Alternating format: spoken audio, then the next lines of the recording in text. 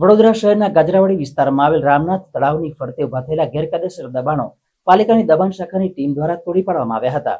અગાઉ ગુજરાત વિધાનસભાના મુખ્ય દંડક અને રાવપુરા વિધાનસભાના ધારાસભ્યએ તેઓના વિધાનસભા વિસ્તારમાં જ્યારે મુલાકાત લઈ નિરીક્ષણ કર્યું હતું તે દરમિયાન તળાવની આસપાસ દબાણો નજરે પડ્યા હતા।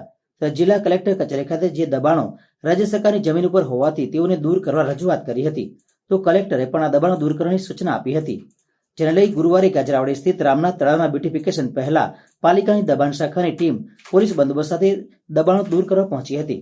સાથે મામલતદાર, ટીડીઓ, આકારણી શાખાના અધિકારીઓ પણ આ કામગીરી વેળાએ હાજર રહ્યા હતા। અમરનાથ મહાદેવ તળાવની કમ્પાઉન્ડ વોલ, ઉરડી સહિત તળાવની ફરતે આવેલા અનેક કાચા પાકા દબાણો દૂર કરવામાં આવ્યા હતા। ઉલ્લેખનીય છે કે જે તળાવનું બ્યુટિફિકેશન થશે તે દરમિયાન લોકોને ચાલવા માટે ટ્રેક, ગાર્ડન સહિતની સુવિધાનું નિર્માણ કરવામાં આવશે। રામનાથ તળાવની ફરતે કારખાનાના 4 જેટલા શેડ અને કમ્પાઉન્ડ વોલ પાલિકાની દબાણ શાખાની ટીમ દ્વારા દૂર કરવામાં આવ્યા હતા। રામનાથ તળાવ ખાતે જે ડિમાર્કેશન થયું ને જે ડિમાર્કેશનની અંદર જે તળાવની જગ્યામાં જે બિનઅધિકૃત બાંધકામ હતું એ આજે તોડવાની કામગીરી ચાલુમાં છે। એમાં દિવાલના એક આ ફેક્ટરી જેવું નાનું એક મકાન આવતું હતું એ તોડવાનું આજે ચાલુ છે। તળાવ ડેવલપમેન્ટ છે। મ્યુનિસિપલ કમિશનર અને મામલતદાર દ્વારા જે તળાવ કિનારે નકશામાં આવતું ગેરકાયદેસર બાંધકામ હતું તેનું આજે તોડફોડ ચાલુ થઈ છે। તે તોડવાની કામગીરી ચાલુ થઈ છે।